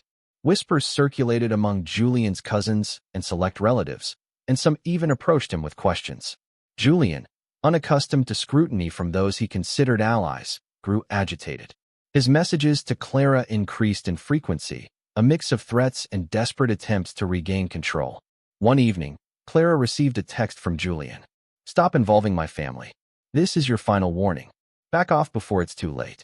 Clara smiled faintly, recognizing exactly what she had anticipated.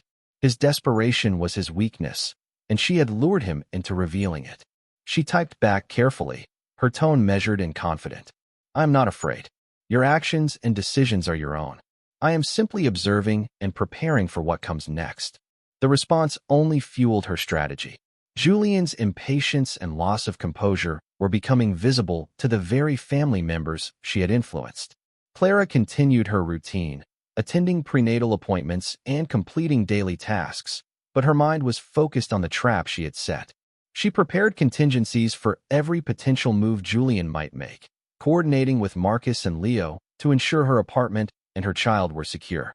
Meanwhile, her subtle influence over the Hart family deepened. By planting carefully worded suggestions and providing selective insights, she nudged them toward questioning Julian's obsession and behavior. The family began to notice patterns of irrationality and control, and tension within their ranks grew. Clara's trap was unfolding exactly as she had planned. Late one evening, Clara's phone rang unexpectedly. It was one of Julian's cousins, speaking cautiously but urgently. Clara, we've noticed Julian's behavior. He's becoming unstable. We don't know what he'll do next. But your influence, it's undeniable. We want to help, discreetly. Clara's pulse quickened, but she remained calm. Thank you, she said softly. I'm careful, and I'm prepared. I just need to ensure safety for myself and my child. That's all I care about. The cousin hesitated, then replied, We understand. We'll be discreet. Keep us informed. Clara hung up, feeling a surge of confidence. Her trap was working. Julian was isolating himself further as his desperation increased, while she maintained her independence and safety. The balance of power was shifting, gradually, subtly, and irrevocably. The following morning, Clara reviewed the messages, letters, and notes she had collected. Every piece of information reinforced her advantage. Julian's obsession with control was predictable, and his reactions were easy to anticipate.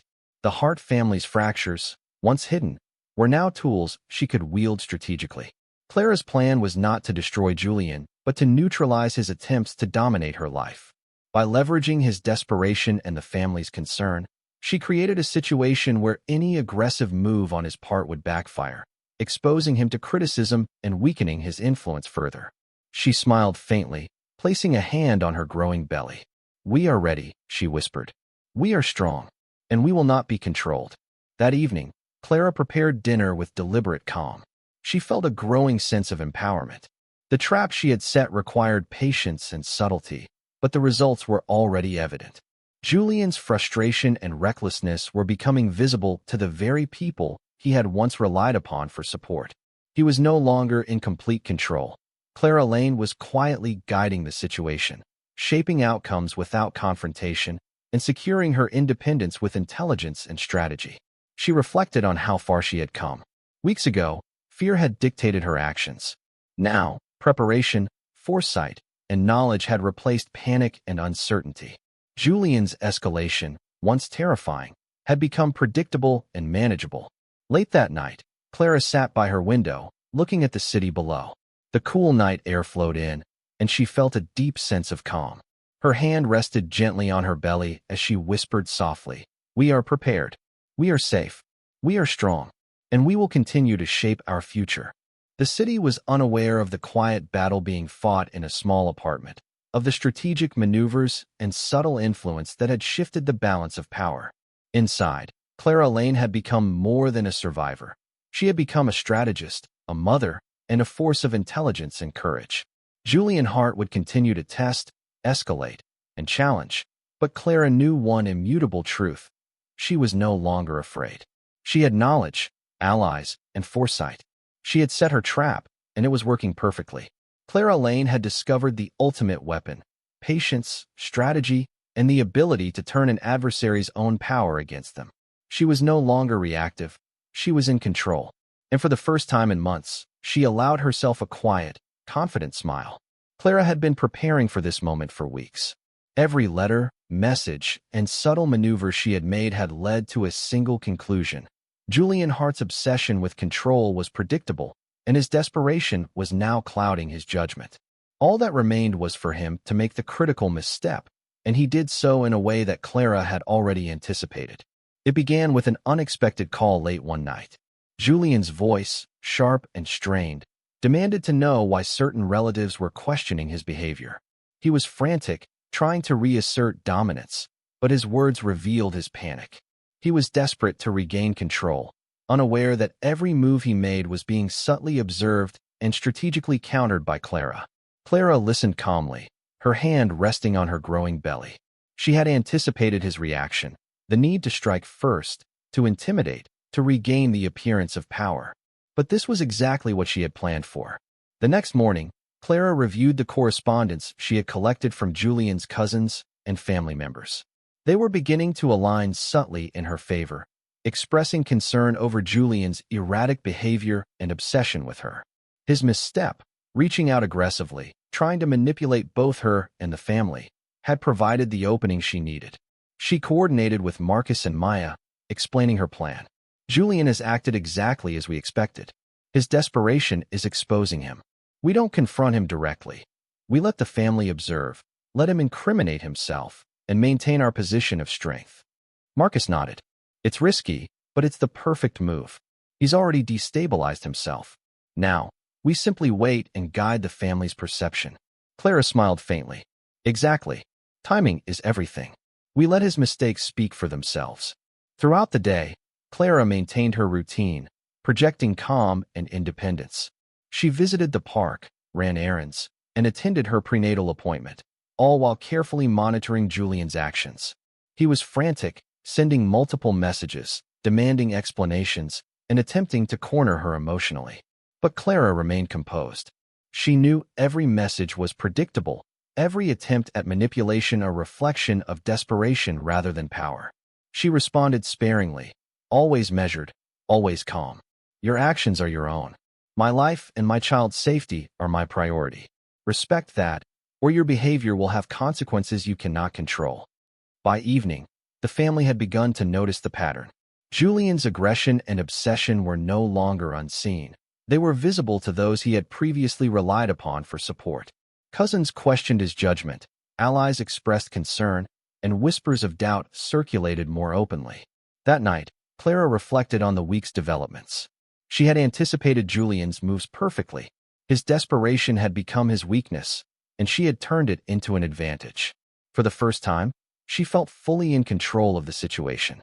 She sat at her window, the city lights twinkling below, and whispered to her unborn child, "We are strong. We are prepared. And now, we have the power to shape our future." Clara had realized something crucial. Independence was not just about leaving a controlling figure behind. It was about understanding the forces around you, anticipating moves, and using knowledge strategically. She was no longer reactive. She was proactive, and the balance of power had shifted decisively in her favor. The following day, Clara received a discreet message from one of Julian's cousins. "He's losing control. Your patience and calm have exposed him. We're watching, and we agree, his obsession is dangerous. Stay careful." Clara's lips curved into a faint smile. Her strategy had worked perfectly. Julian's critical misstep had provided her the leverage she needed, and the family was now quietly supporting her position. She knew the next steps would require continued patience and careful planning. Julian might escalate further, but she was ready.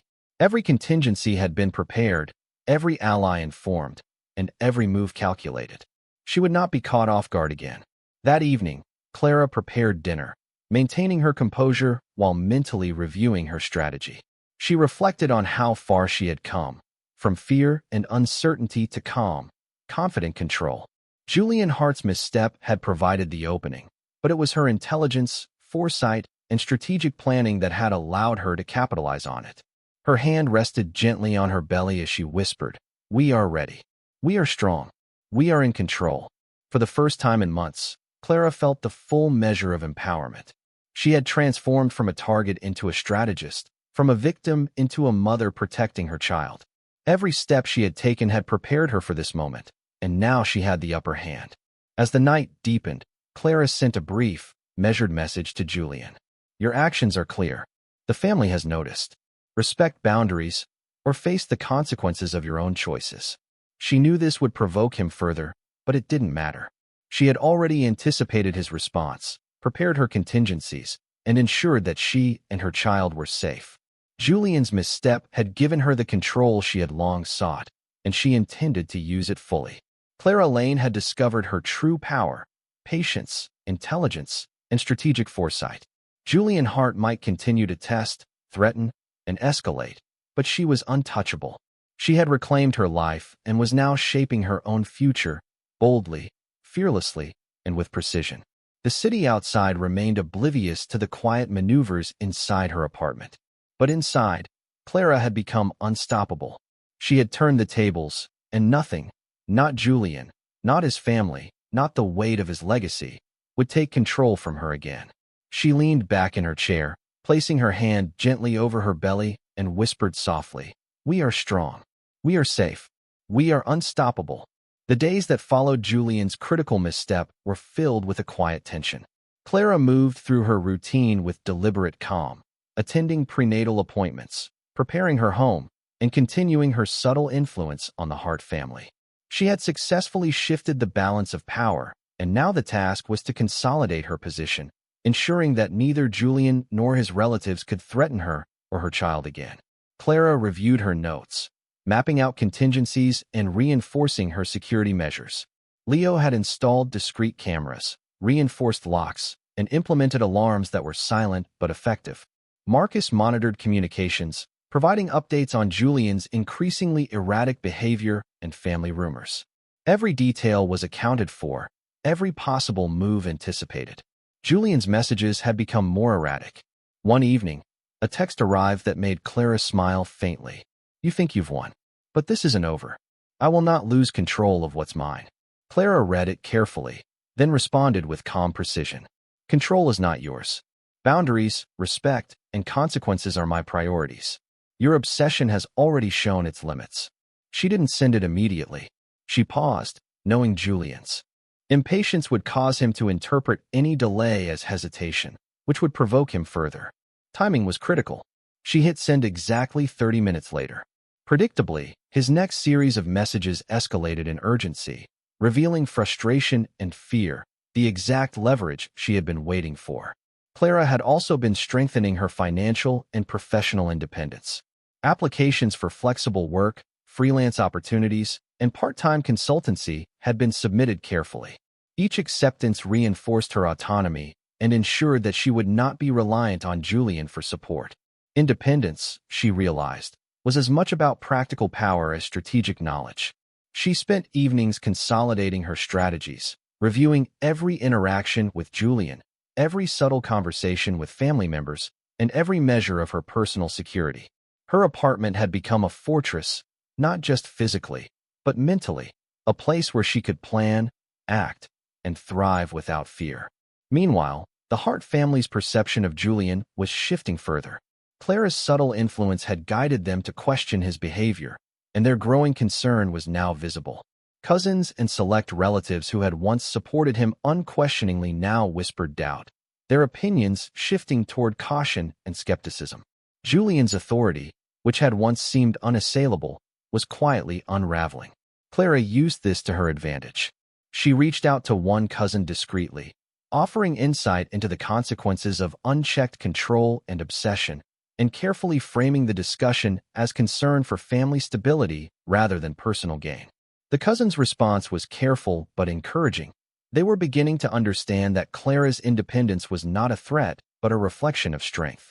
By the following week, Clara felt a growing sense of empowerment.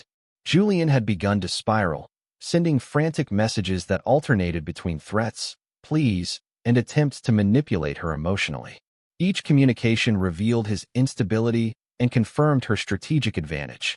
She responded sparingly, calmly, and deliberately, letting his frustration and desperation reveal itself to the very family members who now observed him with skepticism. Clara had also ensured that she had strong allies in place outside the family network. Marcus provided investigative updates, Maya offered emotional support, and Leo ensured that all measures of security were operational. She was no longer isolated.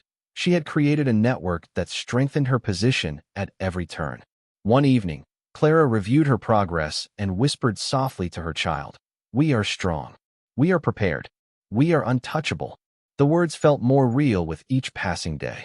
Julian's spiraling behavior confirmed that she was no longer vulnerable. The family's perception had shifted, her independence was solid, and her safety measures were impenetrable. She was no longer reacting to threats. She was controlling the situation entirely. Even Julian's most desperate attempts could not undermine the calm and preparation she had built. Each misstep he made became an opportunity to reinforce her strength and secure her child's future. Clara also began planning for the long term. She made contingency plans for relocation, financial independence, and ongoing security. Every possibility had been accounted for, and she felt confident that even if Julian escalated further, she would be ready. Her nights were calm, a stark contrast to the chaos she had endured weeks before. The city outside her window moved quietly, unaware of the quiet consolidation taking place within her apartment. But inside, Clara Lane had become unshakable, a strategist, a protector, and a mother securing her family's future with foresight and courage. As she prepared for bed, Clara reflected on the transformation she had undergone. Fear had been replaced by strength. Uncertainty had been replaced by strategic planning. Isolation had been replaced by allies. She felt a sense of profound calm, knowing that the balance of power had shifted irreversibly. Julian Hart could no longer dominate her life. His spiraling desperation had given her the advantage. She placed her hand on her belly and whispered, "We are safe. We are strong. And no one, not Julian, not his family, not their legacy of control, will ever dictate our life again." Clara Lane had consolidated her power, ensured her independence, and created a future free from fear. She had turned every threat, every manipulation, and every attempt at control into an opportunity for strength. She was prepared for whatever came next, and she knew, with absolute certainty, that she and her child would thrive. The night was quiet, but Clara felt a powerful sense of resolve. The storm had not ended, but she was no longer its victim. She was the strategist now, guiding every move, securing every outcome, and shaping a future defined by courage, intelligence, and independence. Clara Lane had discovered her true strength, and nothing could take it away. Julian Hart's frustration had reached its peak. The more he tried to assert control, the more isolated he became. His messages had grown frantic, his tone unpredictable, and his obsession increasingly transparent, not just to Clara, but now to the very family he had relied on for support. Clara observed him carefully, reading each message with a calm detachment she had worked hard to cultivate. Each outburst, each desperate plea, confirmed that Julian had reached the breaking point she had been anticipating. He no longer possessed the composure to manipulate, intimidate, or control her as he had once done. That morning, Clara sat in her apartment reviewing the final pieces of her plan. Every interaction with Julian, every family dynamic she had analyzed, and every security measure she had implemented culminated in this moment. She would assert her independence fully and ensure the safety of herself and her child, leaving no room for Julian to interfere. Marcus joined her, a folder of new observations in hand. "Clara," he said, "he's spiraling faster than we expected. His messages are erratic. He's contacting relatives and sending threats that are making him look unstable.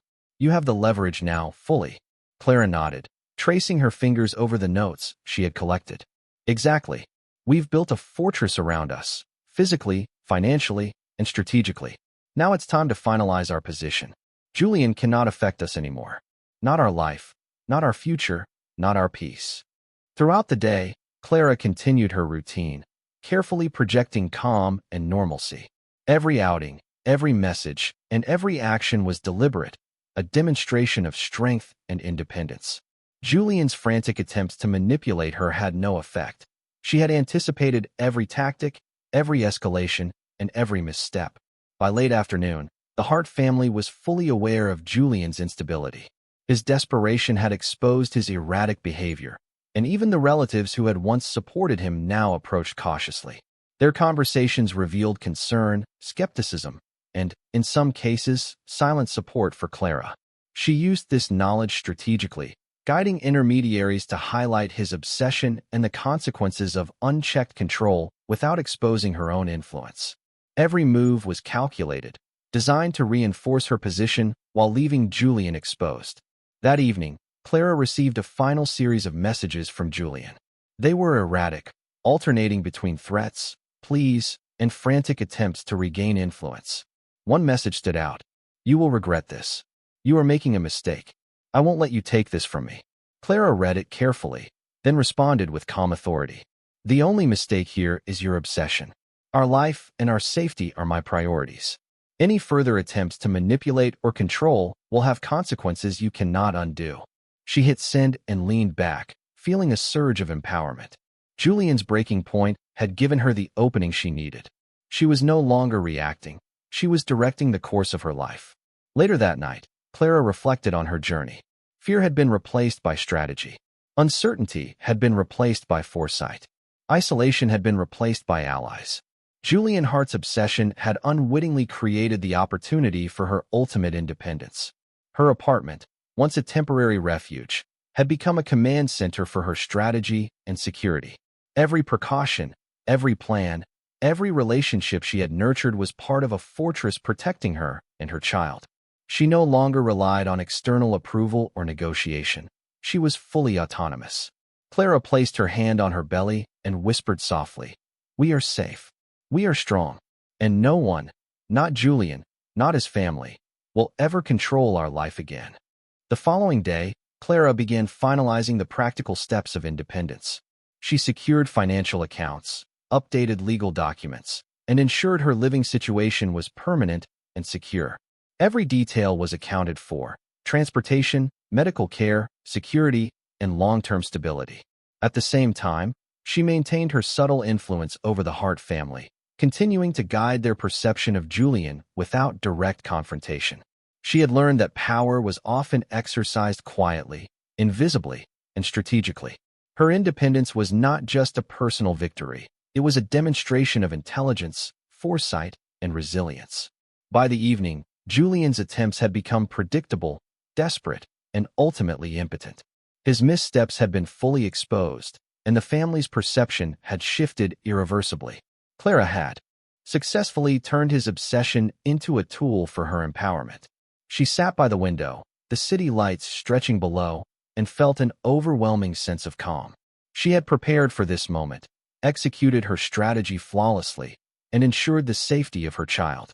Julian Hart's breaking point had become her opportunity, not for revenge, but for complete autonomy and peace. Her phone buzzed with a brief, supportive message from Maya. "You've done it. He's exposed, and you're untouchable. Stay strong." Clara smiled faintly, placing a hand on her belly. "We are unstoppable," she whispered. That night, Clara finally allowed herself a moment of reflection. She thought about the journey that had brought her here: the fear, the uncertainty, the early attempts to resist, and the careful, patient strategy she had implemented. Each step had been deliberate, each decision calculated, and each misstep by Julian had been anticipated. She realized that true strength was not just in resistance, but in foresight, planning, and strategic action. Julian Hart had underestimated her, and that underestimation had become his undoing. Clara Lane had transformed from a victim into a strategist, from a frightened woman into a mother protecting her child and her life. The breaking point had come, the opportunity was seized, and the path ahead was hers to define. She placed her hand over her belly once more and whispered softly, "We are safe. We are strong. We are free." The days after Julian's breaking point were calm, almost serene, for Clara. She had maintained her routines: morning walks, prenatal appointments, and quiet evenings of planning. But a new energy pulsed beneath the surface. She felt lighter, stronger, and more certain than ever.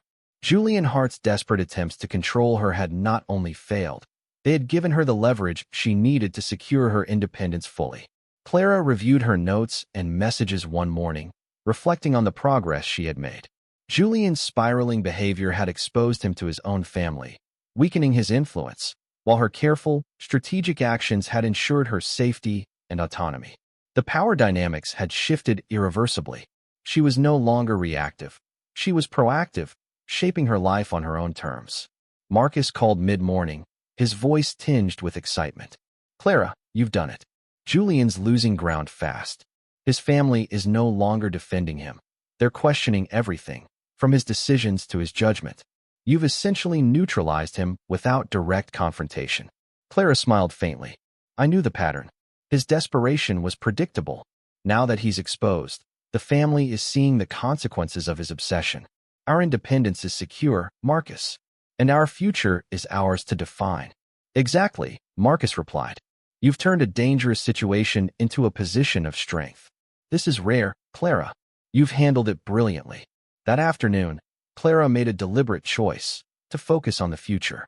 She began mapping out long-term plans: financial independence, career opportunities, and a stable home for herself and her child. Every detail was intentional. She researched safe neighborhoods, evaluated childcare options, and explored flexible work arrangements that would allow her to balance parenthood and autonomy. Even the Hart family's perception worked to her advantage. Julian's relatives had begun to respect her calm, strategic approach, viewing her not as a threat, but as a woman of intelligence, foresight, and resilience. They were quietly acknowledging that she had secured her independence without engaging in confrontation. a feat Julian could not claim. Meanwhile, Julian's messages had slowed. His desperate attempts to provoke her had lost potency. Clara's calm, unwavering responses and the family's awareness of his obsession left him with no leverage. The man who had once dominated her life was now isolated and impotent. One evening, Clara received a final message from him.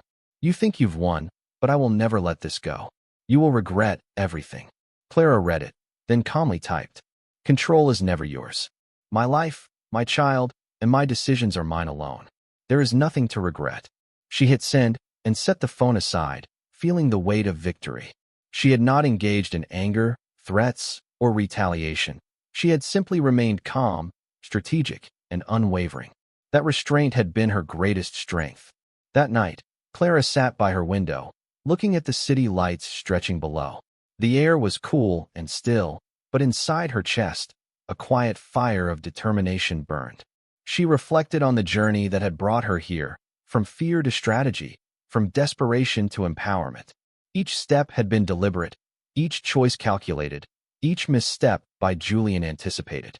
She placed a hand gently on her belly and whispered softly, "We are free. We are safe. We are strong. And nothing can take that from us." The following morning, Clara began implementing long-term strategies. She finalized a secure apartment lease, arranged finances to ensure independence, and explored professional opportunities that would allow her to thrive. Every decision reinforced her autonomy and ensured the safety and stability of her future family.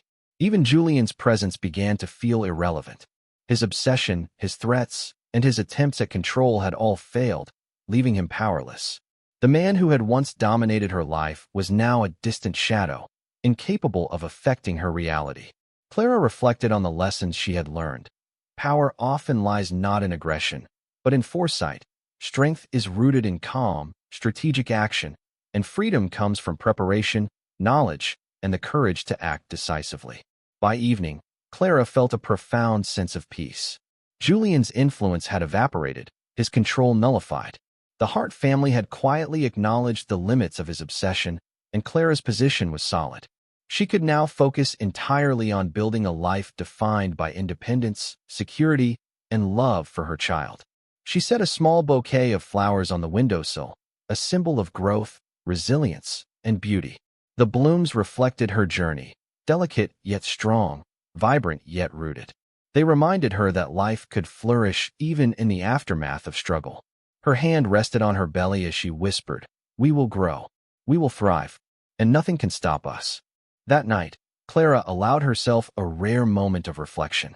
She thought about the fear she had faced, the uncertainty that had haunted her, and the meticulous planning that had transformed her life. Every step, every strategy, and every patient decision had led to this moment: freedom, empowerment, and hope. She realized that independence was not just about leaving Julian behind. It was about creating a life where she and her child could thrive without fear. She had secured not just safety, but a future filled with possibility, strength, and resilience. Clara Lane had become unstoppable. Julian Hart's attempts to dominate, intimidate, or control her had failed completely. She was free, independent, and in full command of her life. With a final glance at the city lights, she whispered softly to her child, "Our life begins now. We are free, we are strong, and we will flourish." The morning sun spilled into Clara's apartment, casting a warm glow across the carefully organized space. For the first time in months, she felt an ease she hadn't known since the confrontation with Julian Hart began. The tension that had followed her daily life was gone, replaced by a steady sense of purpose and freedom. Clara moved about her apartment deliberately, finishing preparations for the arrival of her child and attending to personal tasks she had postponed. Everything she touched, from the neatly arranged nursery to the simple breakfast she prepared, reflected the life she was now reclaiming, one of autonomy, foresight, and calm strength. Over the past few weeks, Julian had continued to spiral in isolation. Without support from his family, and with his attempts to intimidate Clara failing spectacularly, his once formidable presence had diminished. Messages to Clara had slowed, then stopped, leaving only a distant echo of his obsession. He was losing relevance in the life that he had once sought to control entirely. Clara read one final update from Marcus. Julian's behavior is being monitored. The family is no longer defending him. Your independence is secure. He cannot affect you anymore. Clara smiled faintly, her hand resting on her growing belly. Yes, she whispered. He is no longer a threat. Our life is ours. With Julian neutralized, Clara focused fully on building her future. She finalized her apartment lease, organized finances for total autonomy, and strengthened professional contacts for freelance and consulting opportunities that allowed her both freedom and flexibility. Every step reinforced her independence and ensured her child's security. She even began exploring community connections, seeking mentors and support networks of strong, independent women who had faced challenges and emerged stronger. Clara understood that resilience was not only about surviving adversity, but about building a life of opportunity, confidence, and growth. One afternoon, Clara received a quiet message from one of Julian's cousins. It was not a threat, not a plea, but a recognition. Clara, we see the strength you've shown. You have navigated a difficult path with intelligence and dignity. Your independence is deserved. Clara allowed herself a small smile. It was validation, but she didn't need it. She had already internalized the certainty of her own strength. Julian's obsession and the family's eventual recognition were secondary to her self-realization. She spent evenings preparing for her child's arrival, decorating the nursery, and reading through parenting guides. Each task grounded her further in her new reality.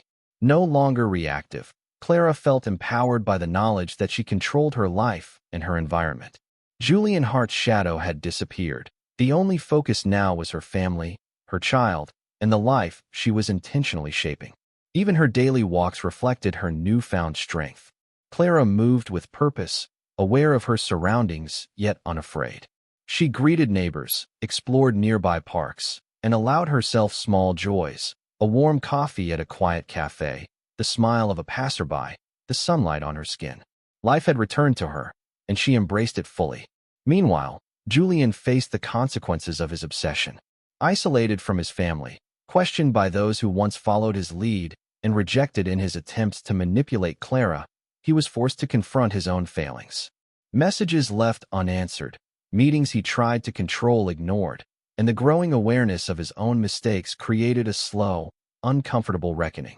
Clara, however, was free from these chains. She did not need to gloat or retaliate. Her independence and calm composure were their own triumph. Julian's fall was evident, and her life had shifted irreversibly toward freedom, safety, and personal empowerment. One evening, Clara sat quietly by her window, watching the city lights flicker. Her hand rested on her belly, feeling the small, steady movements of the life she carried. She whispered softly, "We are safe, we are free, and we will flourish." Her phone buzzed with a message from Maya. "Everything is in place. You've done it. Your independence is secure. Enjoy this moment. You've earned it."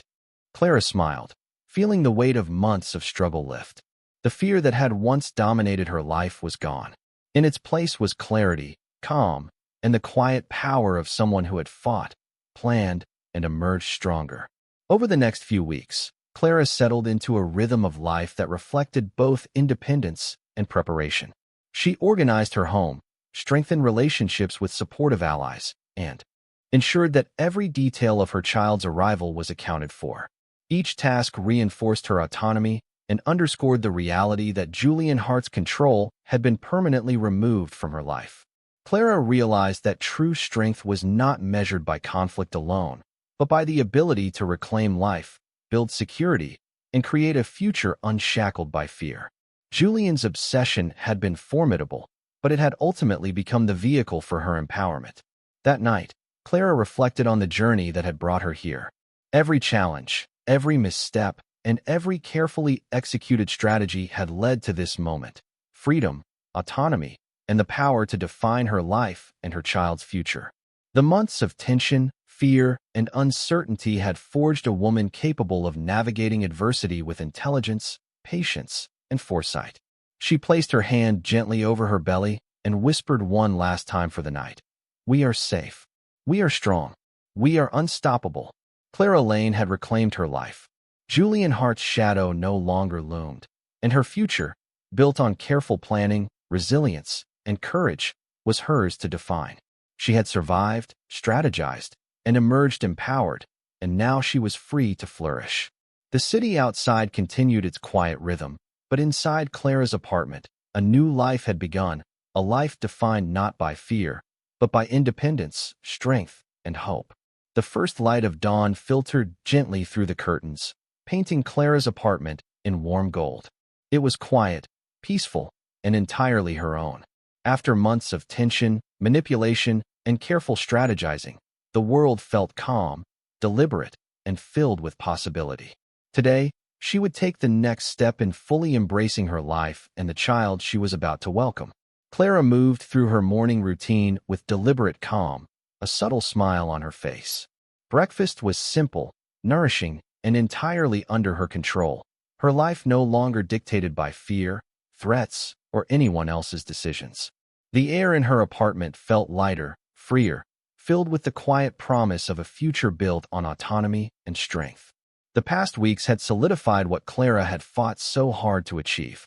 Julian Hart, once a looming figure of intimidation and obsession, was now distant and powerless. His attempts to manipulate her had failed completely, and his family, once his allies, had quietly acknowledged the consequences of his behavior.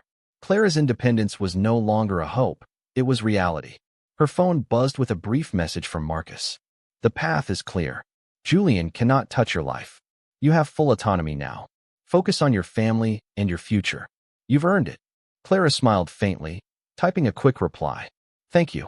We are ready. Today is a new beginning." She spent the morning finalizing preparations for her child's arrival. The nursery was complete, organized with care and precision, reflecting both practicality and warmth. Each corner was a small testament to independence, everything chosen, arranged, and controlled by her.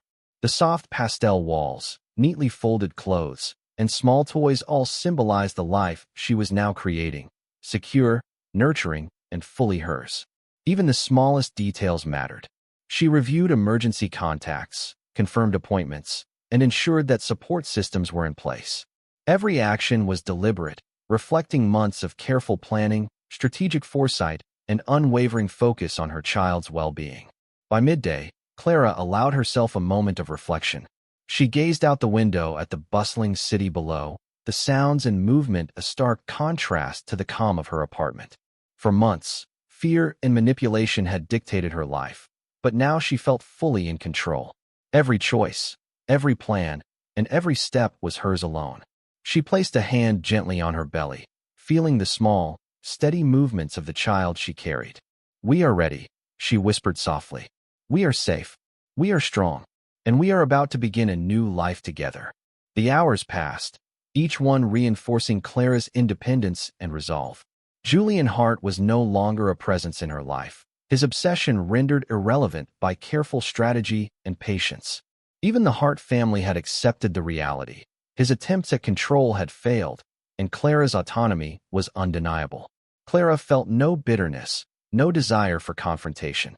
Victory did not require retaliation. It required foresight, calm, and unwavering confidence. She had mastered all three, and now her life was hers to define. That evening, the moment arrived. Clara felt the first strong, unmistakable contractions, a signal that her child was ready to enter the world. She moved calmly, calling her doctor and preparing for the hospital. Every detail had been anticipated, every contingency accounted for, every measure of support in place. As she made her way to the car, Clara took a deep breath, letting the cool night air fill her lungs. This was not just the birth of her child. It was the culmination of months of struggle, strategy, and empowerment. She had survived fear, manipulation, and obsession, and emerged not only unharmed but stronger than ever. At the hospital, Clara was supported by Marcus and Maya, her closest allies throughout this journey. The environment was calm, quiet, and controlled, exactly as she had prepared. She focused on the steady rhythm of her breath, the anticipation, and the knowledge that she was fully capable of facing whatever came next. Hours later, the first cry of her child filled the room. Clara's heart swelled with a mix of relief, pride, and indescribable love. She held the small, delicate body in her arms, feeling the warmth, strength, and promise of the life she had fought to protect. Her child was not just a new life. It was a testament to her resilience, her foresight, and her courage. Every challenge she had faced, every careful strategy, and every moment of patience had led to this perfect, empowering moment. That night, back in her apartment, Clara cradled her child and gazed out the window. The city lights shimmered below, indifferent to the quiet triumph inside her home. But inside, Clara Lane had achieved something extraordinary. Independence, empowerment, and the ability to create a life defined entirely on her own terms. She whispered softly, her voice filled with love and certainty. "We are safe. We are strong. We are free. And our life begins now." Clara's journey had begun with fear and uncertainty, but it ended in empowerment and hope. Julian Hart's attempts to control her had failed entirely, and she had emerged not only unharmed, but stronger, wiser, and fully in command of her future. Every step of the way, she had demonstrated patience, intelligence, and resilience. She had reclaimed her life, built a secure future, and created a home filled with love, safety, and opportunity. The days ahead would be filled with growth, learning, and the everyday challenges of motherhood, but Clara faced them without fear. She had mastered the art of strategy, anticipated every misstep, and secured her independence. As she held her child close, she smiled softly, feeling a profound sense of peace and fulfillment. The struggle was over. The manipulation was gone. The future was hers to shape, filled with freedom, strength, and hope. Clara Lane had emerged victorious. She was a mother, a strategist, and an independent woman who had reclaimed her life. The world outside continued its rhythm, but inside her apartment, a new life had begun, one defined by courage, foresight, and unshakable empowerment. And in that moment, Clara knew, without a doubt, that no one, neither Julian, nor his family, nor circumstance, would ever control her again. The end. I'd love to hear from you. Thanks so much for watching. Did you enjoy this video? If you did, make sure to hit that notification bell so you never miss an update. And don't forget to subscribe and give this video a big thumbs up. Your support means the world to me, and I can't wait to see you in the next one. Thank you.